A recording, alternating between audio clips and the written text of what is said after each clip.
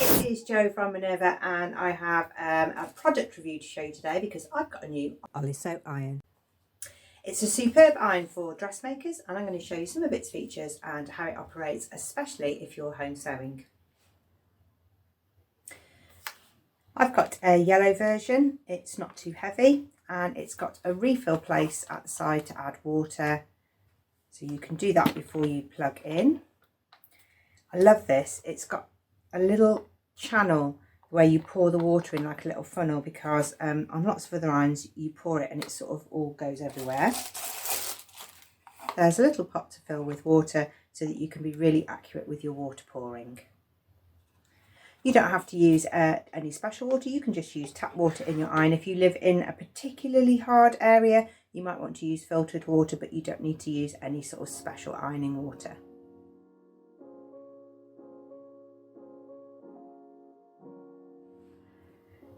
That's it, that's the setup. So you put your water inside. It's going to take the guard cover off.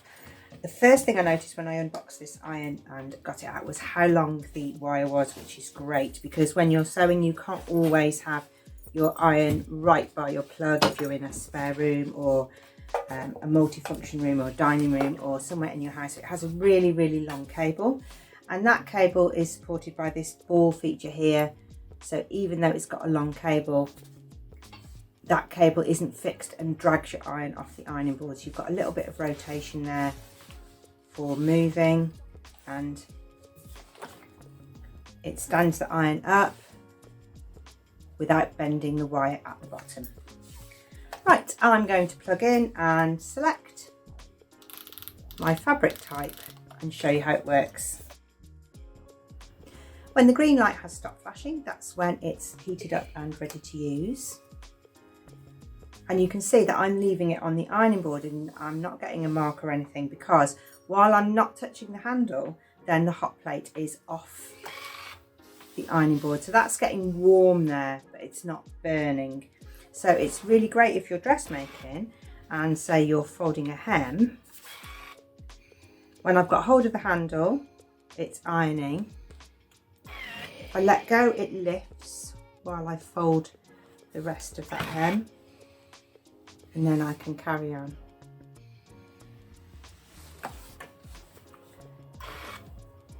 And it gets a really, really hot press, even on 2 layers. So let's fold that again.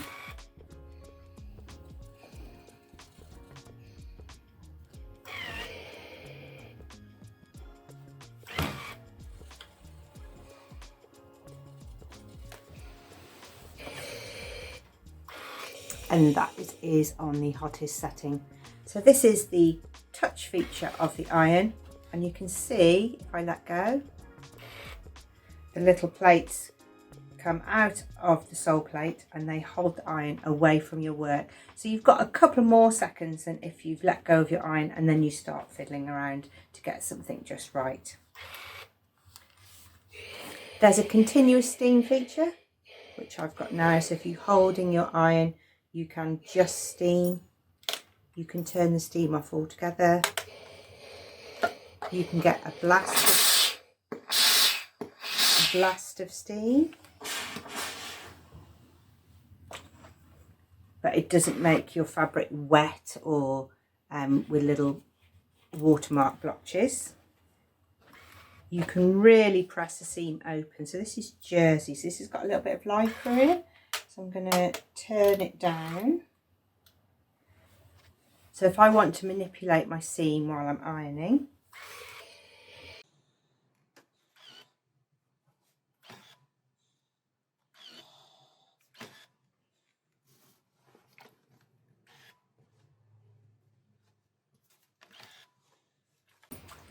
it's really responsive to the heat. It heats up really, really quickly.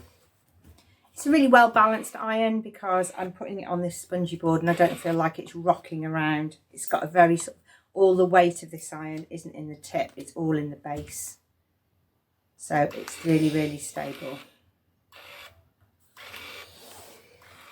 You can use the iron on vertical steam. So if you want to steam an item, you could hang it up, hold the iron vertical, hold down the steam button.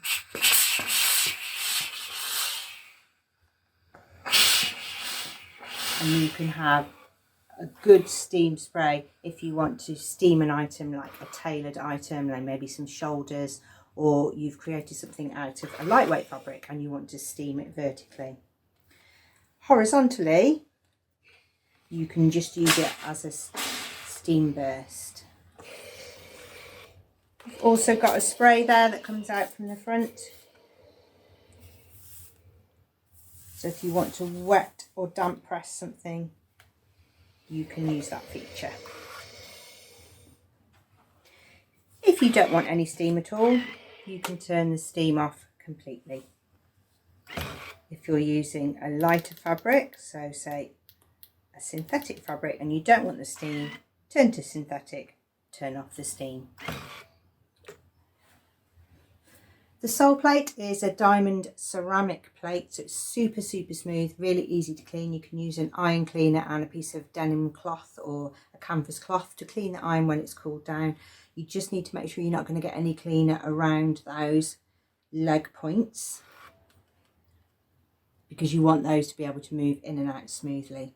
But it's so smooth that nothing really sticks to it unless you really had a really big hot ironing accident. I've got lots of little bits of gluey interfacing here on my board, but even when I'm ironing those, they're not sticking back to the iron. The sole plate stays clean. I guess it depends what you want to use it for, but I make jeans, and having an iron that will take a really good press is important.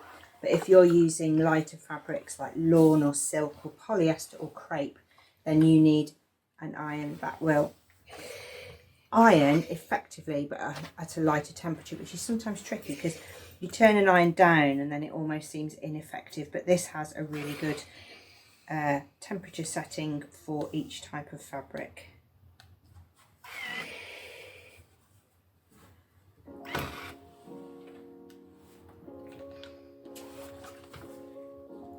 But I'm getting a great press there on denim. You don't have to press really hard. And I'm going to try a lighter fabric.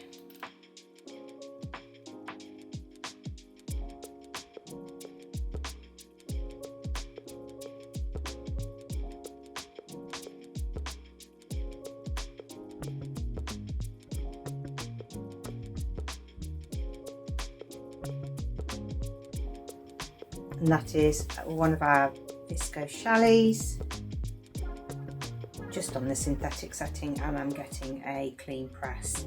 So you can use it for lighter fabrics or for thicker fabrics, or if you've got fabrics you don't even want to touch the sole plate on, you can use the vertical steam.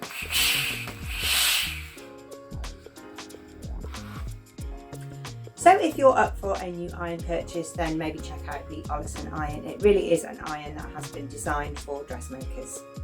This product is on our website, you can go and check it out, and there's also some other product reviews there too. Just a few little ironing tips while we're talking about irons. So it's pretty essential that you press as you go while you're sewing. So if you don't have the opportunity to have a full ironing board out and your iron and your sewing machine because you don't have the space, then try and sort of invest in some sort of mini iron station or some way that you can press but in a small space. So you can either use a sleeve board so that you can press seams in small pieces. You can get a press mat, an ironing mat that you have on your normal table.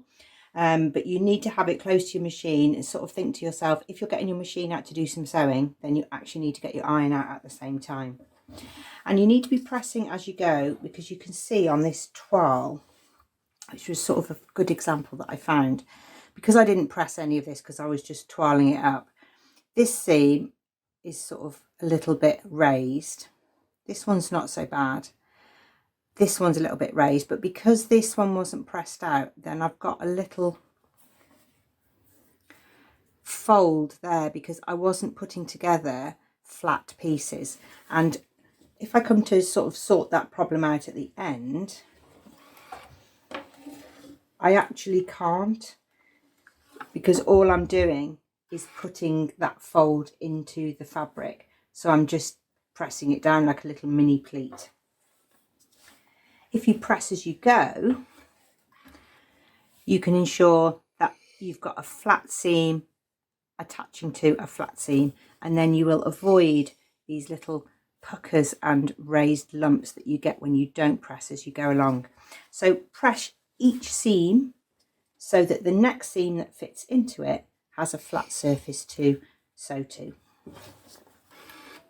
You'll get a good finish on the outside if you press your seams open, but you can press them to the side. Sometimes, if it's a really firm fabric, I'll press the seam open and then press to the side. And if I've got a curve shape like I have here, then I will use a ham, because I can get a bust shape as I press. And I would really try and press rather than drag, because if you drag, you can press it into a new curved shape. You always press from the wrong side, and then really think carefully about whether you're going to press from the right side as well. If you are, you can use a press cloth. You can buy a press cloth, you can get them in different fabrics. I just sort of keep my press cloths on rotation. They're pieces of white cotton. I pinch and shear a piece off, and then if they get a bit gluey or I get a mark on them, then I throw them away and make another one. So you can just get a 100% cotton piece of fabric and make your own press cloth. If you want a see-through press cloth, you can get a silk organza one, and they're good because you can actually see what you're doing through the cloth. But for most projects, I would then put my press cloth on top so that I don't damage the texture of my final fabric. This one's unpressed and this one's pressed. You can use steaming to shape. So if I'm making a bra, and this is my underwire bra channeling, and I've got to get my channeling into a really curved shape, then I will try and create some of the shaping with my iron before I start to sew it to the casing, because then I know that I will get a curved shape. I will turn the iron down and just keep manipulating the fabric to get a curve. If you use steam, it can be really effective.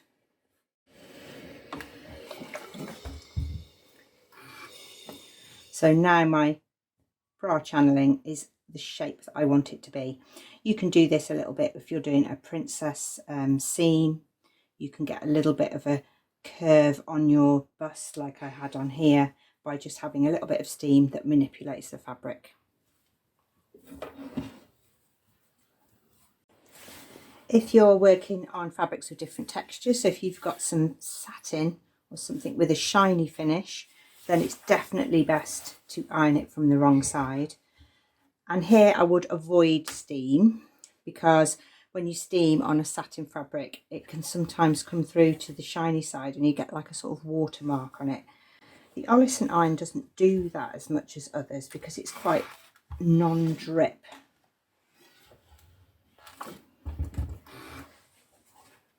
But it doesn't spoil the texture or luster of the fabric. If you've got some other textured fabrics like velvet, then you definitely, or cord, you definitely don't want to iron from the right side. So you can iron from the wrong side, and you can use a crush cloth. So this is a sort of spongy press cloth. So the heat goes through the cloth, but it doesn't crush the pile on the other side.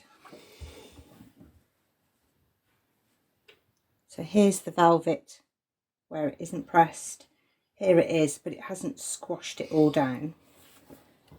Let's just take a look at a spare corner, if you press with your iron,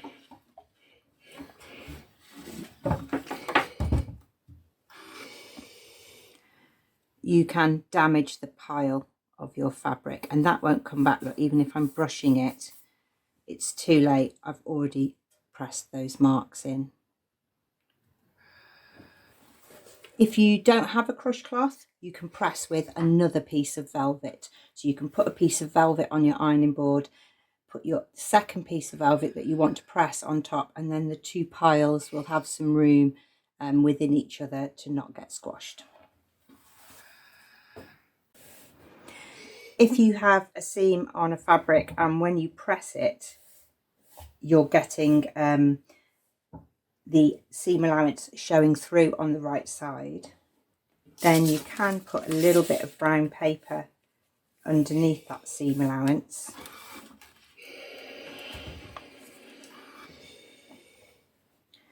And you still get a flush finish from the right side without a sort of thick tubular line. If you're still getting a line, you can double up your paper.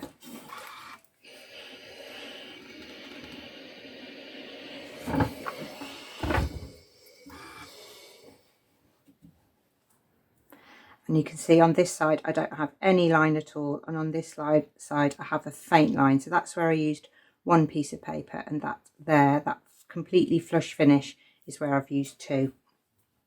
Here, the damage I made when I pressed on the right side. Because I haven't finished this edge, you don't get the ridge the same on the right side. If you've got an overlock stitch along there, you create a little bit of extra thickness that can make a little print as a seam allowance line on your seam. If you've got a gauze or a fabric with a metallic finish, so this is a double gauze with a little gluey gold dot on, don't iron that from the right side. On my test piece I did iron that from the right side, and it does take those little glue dots off. And actually I think if you've chosen double gauze as your fabric, you chose it because you like the texture. And when I washed this, pre-washed it, I didn't press it, and as I did the seams I pressed very lightly on the seam so that I didn't get a flat bit within the texture. And I've worn it, and when I took it out of the washing machine I just hung it on a coat hanger and let it dry naturally. I smoothed it out with my hands because I want to keep that texture. I don't want to press everything out. So even if I turned it inside out and ironed it from the wrong side, I don't want to get rid of that double gauze texture.